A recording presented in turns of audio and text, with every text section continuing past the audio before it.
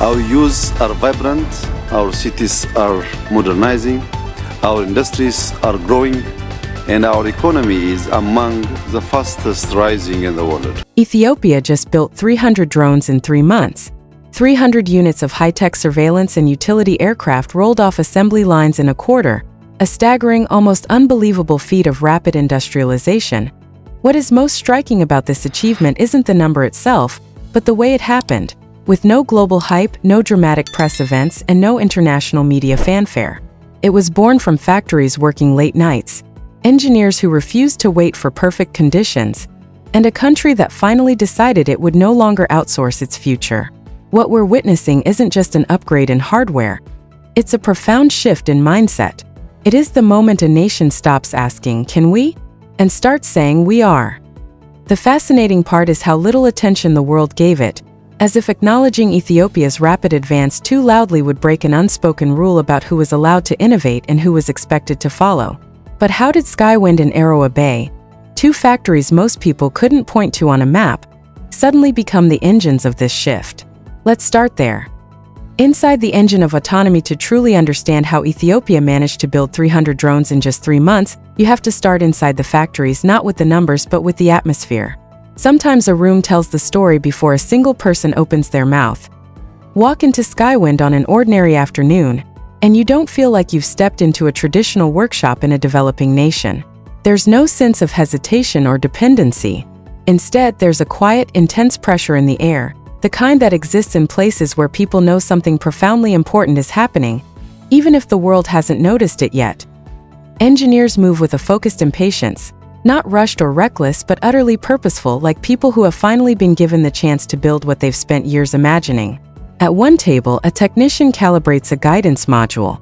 At another, two argue softly about a wiring connection, not emotionally, but with the seriousness of people who know mistakes here matter deeply. A finished drone wing sits nearby, sharp and smooth, waiting for the electronics that will give it intention. You can hear discussions about flight stability, battery stress, new material blends, and software tweaks. Nothing dramatic, nothing flashy, just work that feels like it belongs to a country pushing into a new reality. A few kilometers away, Aroa Bay carries a different tone.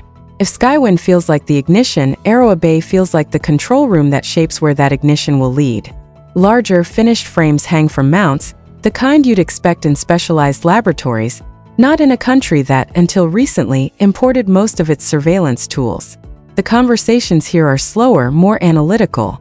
People review satellite maps, discuss flight endurance, and study data from test missions. Screens flicker with real-time diagnostics. Everything looks deliberate, like a group that understands the gravity of building something that might someday fly over borders, farms, or critical infrastructure. The striking part is this: no one here acts surprised by what they're accomplishing. You don't see disbelief or the wide-eyed excitement that usually comes with novelty. Instead, you see grounded confidence. The sense that Ethiopia wasn't waiting for permission to be capable. It was simply waiting for its moment.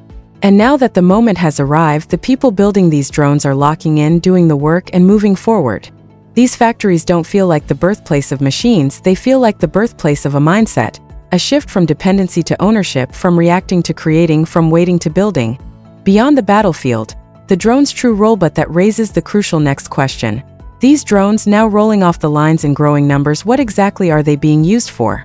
How do they transform from metal frames into tools that serve Ethiopia in ways far beyond the battlefield? To understand the impact, you have to forget the typical image most people carry when they hear the word drone. This isn't just about distant warfare or dramatic explosions. Ethiopia's drones occupy a much broader, more practical, and frankly more human space. Once you step outside the factory walls, you see how these machines weave themselves into the everyday structure of the country. Take agriculture, for example. Ethiopia's farming system is enormous, scattered across landscapes so wide and varied that manual inspection is nearly impossible.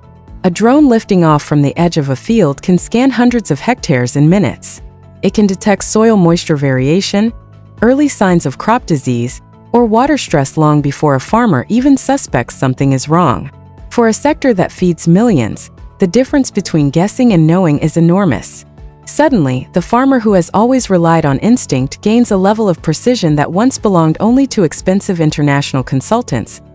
Move away from the farms and toward Ethiopia's massive infrastructure projects. The Grand Ethiopian Renaissance Dam, for instance, is not just a national symbol. It's an engineering feat that requires constant, meticulous monitoring. Climbing scaffolding, inspecting concrete, and checking vibration points is slow, risky, and often limited by human visibility. But a drone can trace the entire surface of the dam, zooming into microscopic cracks, tracking thermal changes, or spotting irregular patterns no human eye could catch from the ground. This is true for power lines stretching across hills, solar fields, water treatment plants, and roads under construction. A drone gives the country a new set of senses, sharper, wider, and faster. Then there is security, the quiet, unglamorous security work that rarely makes headlines but is essential for any nation. Ethiopia's borders cross mountains, deserts, and deep remote valleys. Patrolling this terrain on foot or by vehicle isn't just difficult, it's hugely inefficient. A single drone can cover what might take a patrol unit hours, alerting authorities to unusual movement and tracking suspicious activity in areas where danger hides in silence. In these remote regions, drones are less like machines and more like a layer of awareness the country never had before.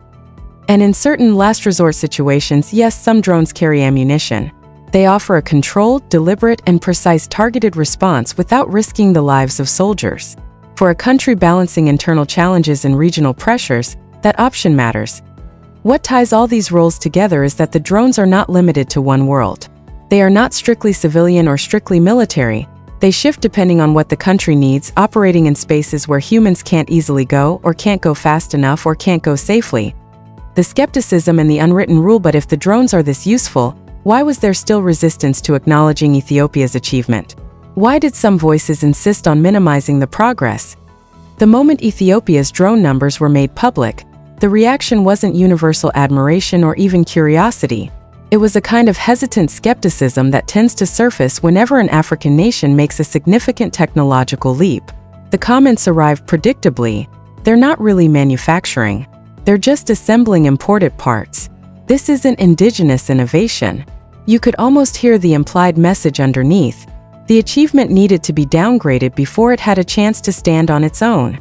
And let's be honest, yes, many components, engines, sensors, and certain specialized electronics are imported. These parts don't magically appear out of local mines or factories. Ethiopia buys what it needs. But here is the part the critics ignore. That is exactly how every drone-producing nation started.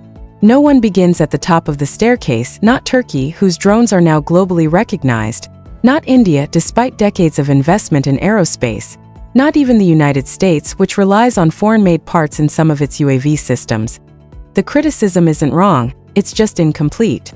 It tells only the first half of the story. The real achievement isn't the percentage of local components. It's the speed at which Ethiopia has climbed from dependency to partial autonomy. Assembly is the classroom. Integration is the test. Iteration is the skill. Full manufacturing comes last. Ethiopia is simply at the same stage every rising drone nation once occupied, the stage where a country takes control of the process, not just the product. This criticism also exposes how deeply the world has internalized a belief about African capability. When a European country assembles drones using foreign parts, it's treated as strategic cooperation.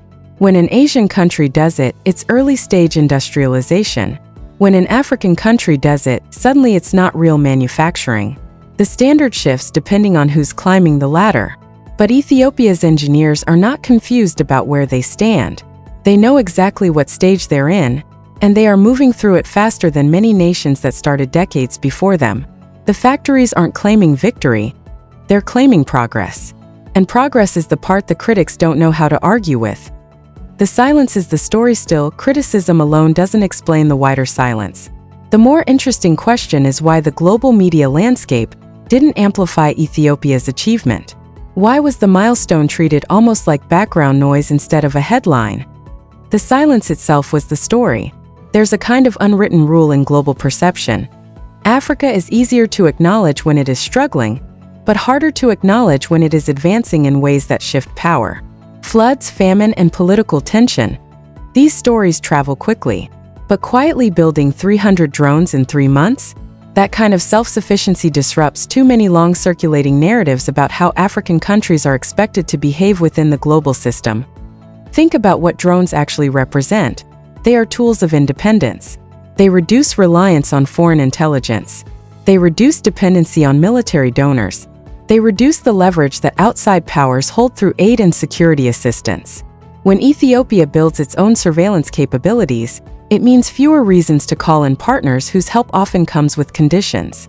When it monitors its own infrastructure, it cuts out international contractors who have built entire industries around being needed. When it strengthens its own border intelligence, it alters the strategic calculations of actors who long assumed Africa would remain a passive security zone. The silence, therefore, was not confusion, it was discomfort. Global media tends to amplify stories that reinforce existing frames. If a Western country built 300 drones, the narrative would be innovation. If an Asian country did, it would be ambition. But when an African country does it, the narrative doesn't fit the familiar script. The absence of headlines is less about Ethiopia and more about the world's long-standing difficulty in imagining Africa as a producer of high-tech solutions rather than a consumer of them.